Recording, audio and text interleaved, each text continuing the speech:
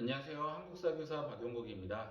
오늘은 온라인 강의의 첫 번째 시간으로서 지난 시간에 배웠던 청동기 고조선 사회에 이어서 여러 나라들이 어떻게 성장하는지 그 모습과 그 나라들의 특징에 대해서 한번 설명을 해보도록 하겠습니다. 우리는 지난 시간에 청동기 시대와 그 청동기 시대에 맞춰서 우리나라에 나왔던 최초의 국가의 모습인 고조선이 어떻게 나오게 됐고 성장하고 철기 유입 이후에 어떻게 멸망하게 됐는지 그 전반적인 흐름에 대해서 봤습니다.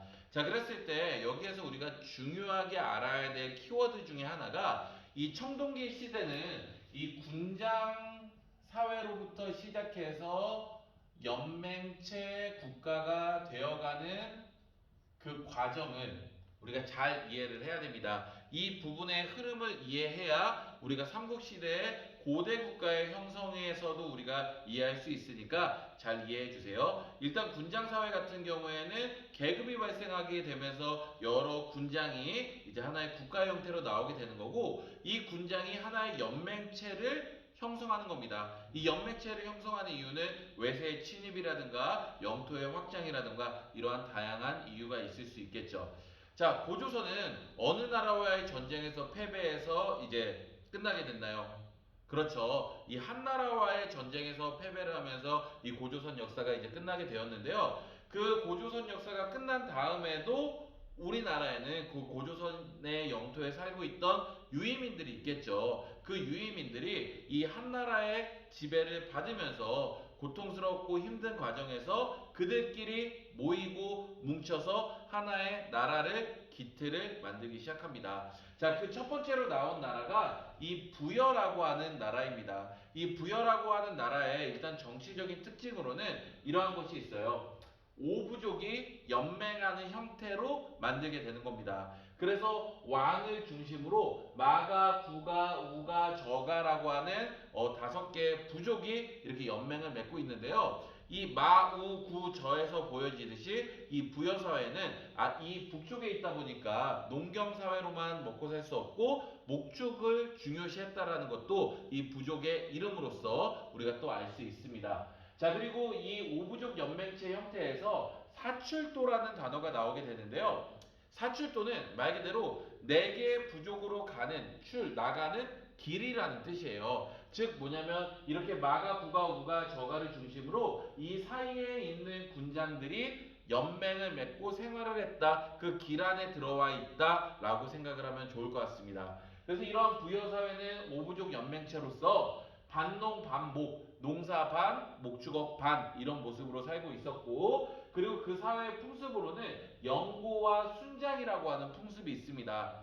말 그대로 영고라는 풍습은 일종의 제천 행사예요. 우리 하늘에 감사하는 제사를 지낸다라는 거. 우리 지금도 그런 행사가 있죠. 우리 명절 중에 한 해 동안 곡식이 잘 여물게 해줘서 감사합니다라고 하는 추석.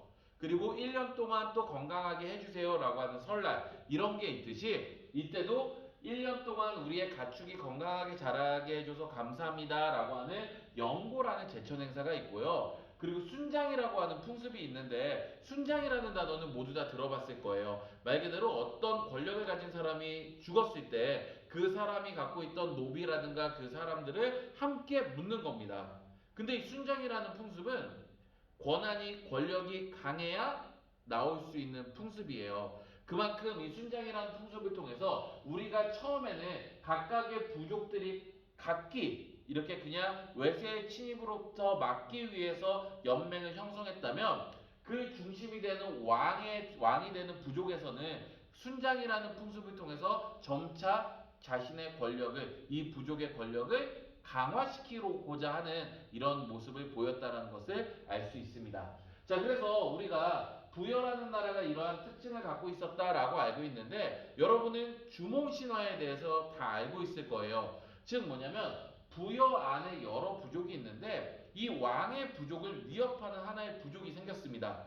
근데 그 부족에서는 활을 잘 쏜다라고 해서 주몽이라는 별명을 갖고 있는 이름을 가진 사람이 있었는데, 그만큼 경쟁을 하는 거예요. 그래서 이 집단을 없애기 위해서 왕이 다른 부족들과 함께 내치려고 하는데 결국에 그래서 그 주몽의 부족이 부여를 빠져나와서 고구려라는 나라를 세우게 되는 거죠.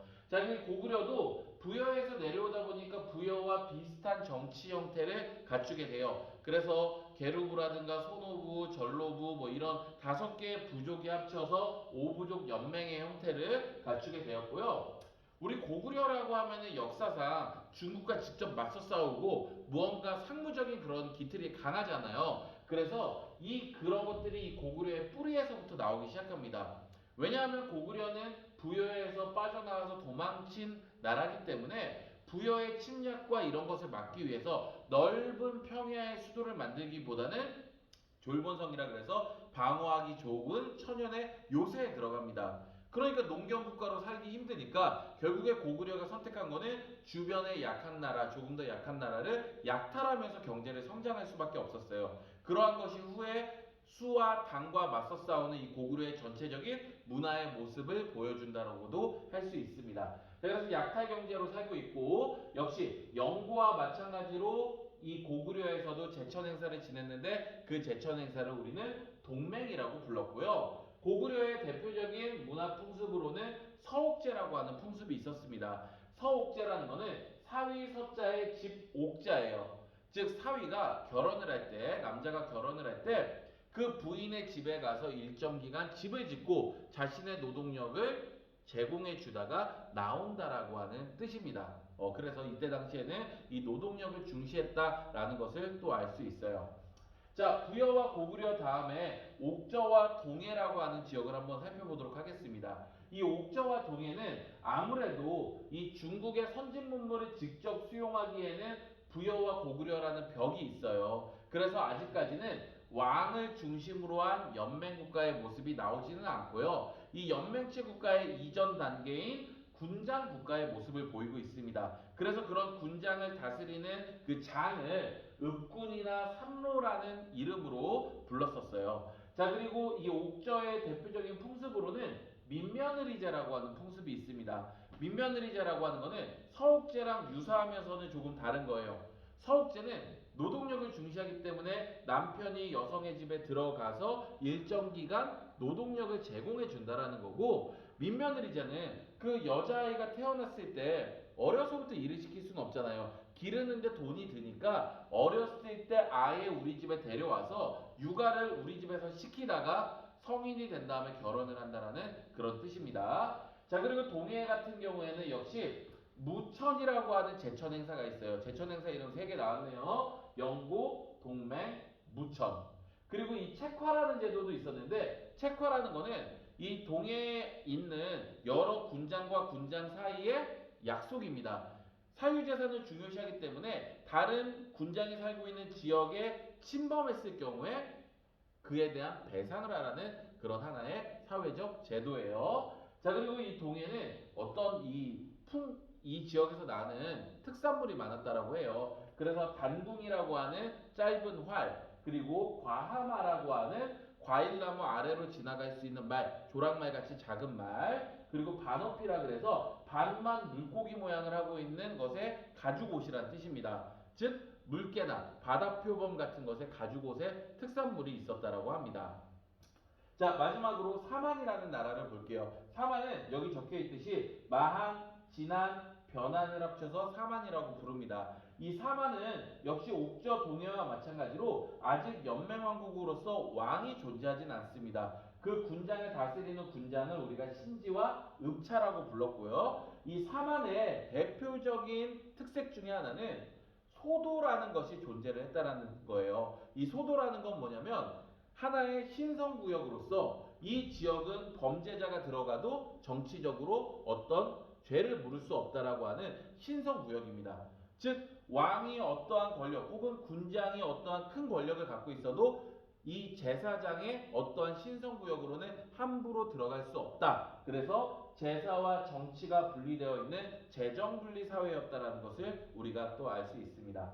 그래서 오늘은 고조선 이후에 부여, 고구려, 옥저, 동해, 사만의 각각의 정치적 특색 그리고 그 나라의 풍습에 대해서 간단하게 살펴봤어요. 그러면은 후에 여기에서 남는 나라들이 있잖아요. 여러분들이 익숙한 이름 고구려가 남을 거고요. 그리고 이 삼안에서는 마한 지역에서 백제라는 나라가 나옵니다. 훗날 전라도 지역의 이 목지국을 통합을 하면서 경기, 충청, 전라 지역을 차지하는 백제라는 나라가 있고, 그리고 이 진안 지역에서는 신라라는 나라의 형태가 나오게 되죠. 또한 이 변한 지역 잘 기억나요? 선생님이 고조선 설명할 때 고조선이 위만조선에서 중개무역을 한다라고 했습니다. 즉 이 변한 지역에서 나오는 철을 한나라로 가져가는데 고조선이 중간에서 그 수익을 가져가니까 한나라와 고조선 간에 전쟁이 벌어진 거잖아요. 그래서 이 변한 지역은 좋은 철이 많이 나온다라는 거 알고 있으면 좋을 것 같고요. 이 변한 지역의 후에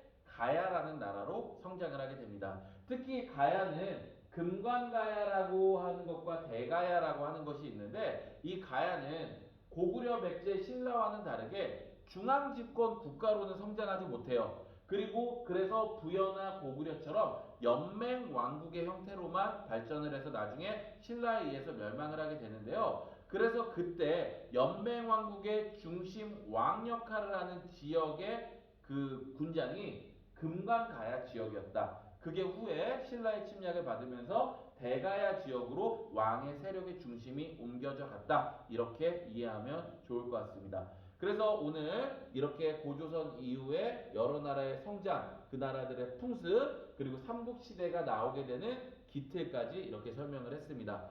자, 그러면은 이것 이후에 다음 차시에는 삼국시대가 어떤 식으로 발전을 하고 그것이 국가가 되기 위해서는 어떤 이전의 사회와 다른 조건들이 있는가에 대해서 설명을 하도록 하겠습니다. 자, 그럼 수업 영상 잘 듣고 모르는 것이 있으면 수업 시간에 또 질문을 해주시기 바랍니다. 감사합니다.